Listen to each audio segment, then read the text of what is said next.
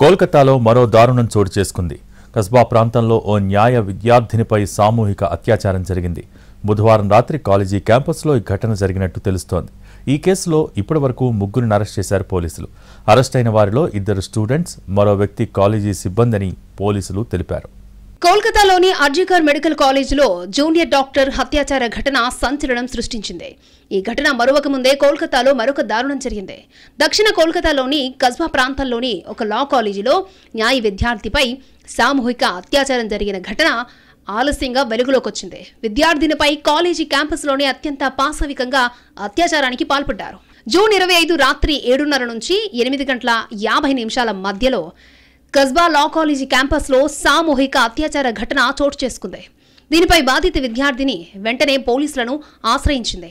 దీంతో జయీబ్ అహ్మద్, మనోజిత్ మిశ్రా అనే ఇద్దరిని అరెస్ట్ చేశారు.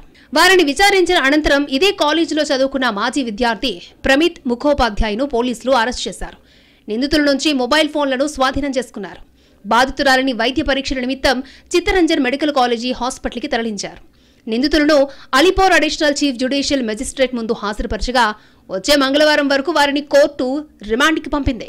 ప్రధాన నిందితుడైన మనోజిత్ మిశ్రా బెంగాల్లో అధికారంలో ఉన్న తృణమూల్ కాంగ్రెస్ నాయకుడు.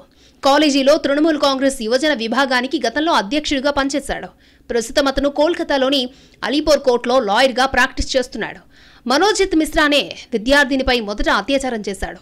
మరొక 2 నిందితులు అతనికి రక్షణగా నిలిచి నేరానికి సహకరించారు. ఆ తర్వాత వారు కూడా ఆమెపై అత్యాచారానికి పాల్పడ్డారు. గార్డు రూమ్కు తీసుకెళ్లి మిశ్రా తనపై అత్యాచారానికి పాల్పడ్డాడని బాధితురాలు తెలిపింది.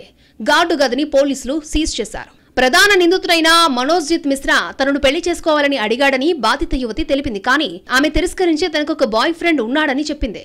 కోపంతో తనని గదిలోకి లాక్కెళ్లాడని, తన ప్రియుడిని చంపుతానని బెదిరించాడని, తమ తల్లిదండ్రులను అరెస్టు చేయిస్తామని బెదిరించాడని పోలీసులకు చెప్పింది.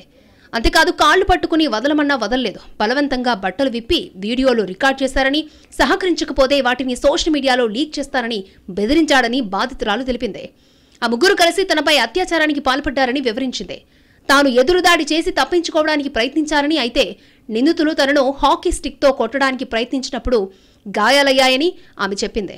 తాను ఏడుస్తూ కాళ్లు పట్టుకుని బతిమలాడినా కూడా వినిపించుకోలేదని, శ్వాస ఆడని స్థితిలో ఆసుపత్రికి తీసుకెళ్లాలని కోరినా వినిపించుకోలేదని చెప్పింది. దారుణాన్ని మొబైల్ ఫోన్లో షూట్ చేసి బ్లాక్మెయిల్ చేశారని చెప్పింది.